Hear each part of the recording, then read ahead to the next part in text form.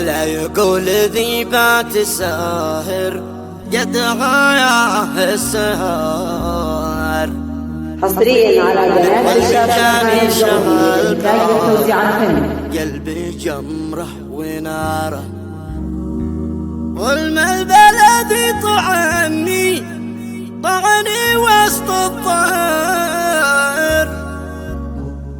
قالوا قد الصاحب الغوى لي مودع دياره. كتب كلماتها الشاعر ناجي محمد علي صلاح، القاهرثان بعد وفاة صديقه الغالي علي أحمد شايف صلاح، تغمد الله الفقيد بواسع رحمته. مع تحيات تسجيلات الكوناني. يلا ندعيك يا منزل جميع الصور وخالق الأرض خالق البر والبحار، ونحمدك عد ما الأولود والزمر في النافعة يا كريم يا الله وفي كل ضر.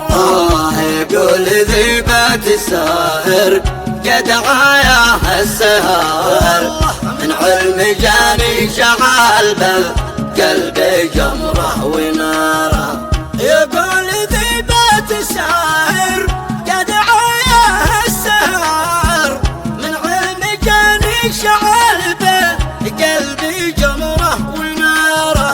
علم البلد طعني وسط الظهر قالوا قد الصاحب الغوالي مودع دياره. ولا سامح علمي يا ليت ما سمعت الخبر، يا ليت مط الصديق الوفي درع الصحر كان جداره. عد كان ناوي يسير الهند يشد السفر بس المرض حل في وسط الكبد والمرارة.